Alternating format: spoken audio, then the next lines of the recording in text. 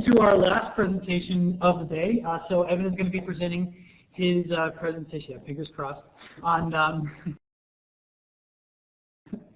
so I'm going to be talking about using genetic algorithms to find optimal locations for wind farms in Kansas as well. So let's welcome Evan.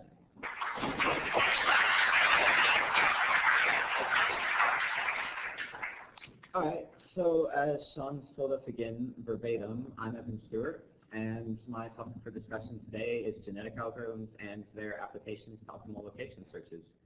So let's jump right in. First, we should talk about our problem. What is an optimal location search? Well, as the name implies, it's looking for the best place to put something. And usually this is going to be infrastructure related, so for instance, you could be trying to build a hospital or a water tower or anything like that. And because we're dealing with real-life examples like that, and because we're dealing with locations, it's usually going to be related to geospatial data.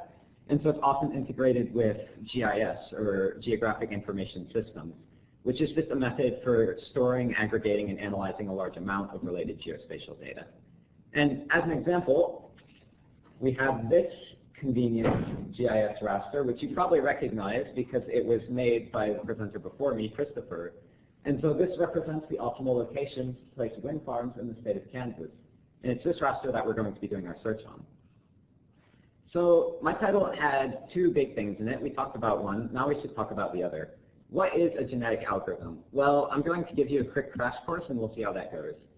So I imagine most people in this crowd will recognize this nice mug. That's what it is. It's not actually the face, sorry, but it's an evolutionary search algorithm, and what that means is that it mimics concepts of Darwinian evolution, and how it does that is the genetic algorithm follows a repeated model of selection, breeding, and mutation. And this means that it starts with a random population solutions that get better over time. They adapt to the problem. And so our purpose here is to take these genetic algorithms and see just how useful they are for optimal location searches. But not just any problems, specifically simple problems, and I'll describe that in a bit more detail later. First, we should go into some concepts. So, like real-life Darwinian evolution, a genetic algorithm acts on a population, and populations are made up of members. These are going to be our organismal unit for the extended metaphor, and they don't really do much on their own, except that they store chromosomes. And what a chromosome is it's an arbitrary genetic unit that basically represents whatever you need for your problem. So here, since we're dealing with geospatial data, this is a coordinate, and there's two chromosomes per member, X and Y. This is actually an X coordinate of 42, but you'll notice that it's binary representation. And the reason we're using binary in particular is because each chromosome is made up of a number of genes. And each gene is a single bit in the binary representation of the chromosome. We use bits for a few reasons that will become more clear later, but essentially, they have just two states and they're quanta, so they're the smallest item we can deal with. And in order to carry out natural selection, we need some way of evaluating these populations we have based on their fitness. And we do this using some evaluation function. Now, what's interesting about evaluation functions in genetic algorithms is that they're actually fully separate from the algorithm itself. So we have here an evaluation function that's made for dealing with GIS data, but if we were to say take that out and totally rewrite it to maybe evaluate based on optimizing maxima and some arbitrary function, and then we just put it back in, it would still work. The algorithm would solve that problem instead of our previous GIS one. So a good way to visualize this is you've got your algorithm and you've got your evaluator. So the algorithm will pass a member to the evaluator, and then the evaluator sorts its fitness function. In this case, we're checking the value on the raster at these two coordinates. The evaluator will run the member through its function and return the score to the genetic algorithm. And then the algorithm uses these fitness scores in order to sort its population in the order of descending fitness. Once it's been sorted, we can actually start using this population to create a new generation. And this involves two steps. First, we have to pull out something called the elite population. So if we have this old generation of 7 members, and they're already sorted in order of descending fitness, if we have an elite population of 3 members, we'll just take the best 3 members of our old generation and put them straight in the new one, unaltered. And the reason we're doing this is to make sure that if we find good material and good solutions, we don't lose those. We don't want those to get mutated or recombined into children because at that point we're moving backwards. But we do still want variation. So after we've created our elite population, we're going to create children by recombining old material. And in this example, since we've already got 3 members in our new generation and we need 7, we create 4 more children. Now, creating children is probably the most important part of the algorithm. It's also the most complicated. The first thing we need to do in order to create children is to select the genetic material that we're actually going to use. So we have to select our parents. In our model, this was a random selection on the entire population, but the random probability of any one parent being selected was proportional to its fitness. So as you can see here, the first parent and the 5th parent are very fit, and so as such, they're very likely to be selected to breed often. But any parent can be selected to breed. After we've got our genetic material, we need to recombine it. So we can create something that's new, but based on the same material. And the operation that we use to do this is something called crossover, and it will give us 2 children for 2 parents. Essentially, the way this works is that we take our parental chromosomes and we choose some arbitrary point. And then for the children, on one side of this point, you have information from one parent, and on the other side, you have information from the other parent. And what's neat about this is that you can do it any number of times. So if we want to cross over at 2 points here, it would just look like that. And then we have material from one parent, the other, and then the first parent again. You can't do it any number of times, but you can do it as many number of times as you have genes. But that's only going to give us a population based on what we already had there, just permutate in a different way. And so it's possible that the material we already have won't let us search the entire solution space. And in order to cope with this, we perform mutations. So we've got this child here that's already been recombined. And in order to mutate it, we're going to choose a random bit and we're going to flip it. And this is why it's so inconvenient that our genes are just bits, because in order to mutate, we can only change it to one state, and that's its other state, so if we change 0 to 1. And then by doing these small variations, we can make sure that we're searching a greater area of the solution space through the map and hopefully finding more potentially good values. So that's all for our sort of crash course on genetic algorithms. Now I'm going to get back to a bit of what I was talking about earlier regarding our problem. So there are a few things unique about what we're trying to do, and these are the ways in which it differs from the literature examples. The first is that the data we're looking at has already been pre-evaluated. So Christopher has already done the work in GIS mapping software in order to determine what the optimal locations are. The algorithm doesn't need to do anything like calculate distances between turbines and power grids.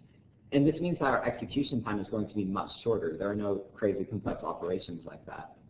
It's also a pretty small data set. It's a state. I mean, in GIS there are smaller problems, but we could be dealing with the entire country, for instance, or more. And then finally, and perhaps most importantly, our solutions are just single points. We're just looking for a single place to build a wind farm. And a lot of examples I saw in the literature were dealing with building networks or pathways. And so specifically I saw one that dealt with building a cell tower network for best coverage, or a water pipeway for optimum, or rather minimum costs. And so in these sort of problems, our points are actually constrained by one another, and so the criteria are much more complex than what we're dealing with. And so because of this, as I mentioned, our problem's a lot simpler. And this led our hypothesis to be that, well, genetic algorithms will outperform an exhaustive algorithm. And what I mean by that, I'll refer to it as brute force later, but this is an algorithm that searches every possible solution in our solution space. And so it's guaranteed to give you the best value, but it's also very slow. Obviously, since it's so slow, a genetic algorithm will outperform this, but it won't do so in any significant way so as to justify the amount of extra work it takes or any loss in accuracy. And so in order to test this hypothesis, we wrote 2 applications, and we wrote them both in Python. There are a few reasons we use Python. Firstly, just because of familiarity, and it's easy to rapid prototype in Python, but also because Python incidentally has some very convenient libraries for interfacing with crossover and how frequent mutation was. And we wanted to see the effects these had on the best scores the algorithm found, how good its scores were on average, and how much time it took to run. And so we did these tests, and then this slide's not going to work on this afternoon either. So we used this to develop 6 different algorithms that we ultimately tested against the brute force. I'm going to skip through this one second. There we go. So our 6 algorithms were the standard configurations I already discussed, and a unique one that wasn't mentioned called mutation only. And this didn't have any crossover, so it meant that while natural selection was occurring, evolution was purely random because we weren't basing it upon torrential material. So we just wanted to see how that worked. We had our algorithms that we called specialists that were using the best test attributes for finding the best possible score, the best average scores, and running in the fastest time. And then finally, we had a balance algorithm that was trying to make a compromise between these targets. And so this balance is what we consider to be our final optimum algorithm. And so this is just a demonstration of them running side by side. You can't see a lot, but you can see that they search the solution space in very different ways. Mutation only was obviously pretty random. Best score and average score have large populations that you can clearly see, and they're also converging clearly on a certain area of the map. And then the lightweight algorithms like standard and runtime, you can't see doing much of anything because they have small populations that converge quickly. And so here are our results from that. We found that everything behaved mostly as expected. The brute force would always find the best value, clearly, but it was always the longest. The specialists were nearly the best in the categories they were meant to be. And then we actually found that the standard and the balance were about equivalent, but the balance was slightly better. And so this taught us that while the literature was pretty solid, we had been able to improve the algorithms through testing. But it turns out that actually didn't really matter, because if you look at all of those, every single algorithm we tested was faster than the brute force. And aside from the one that was meant to run the fastest, all of them consistently found values that were in the 99th percentile of available solutions.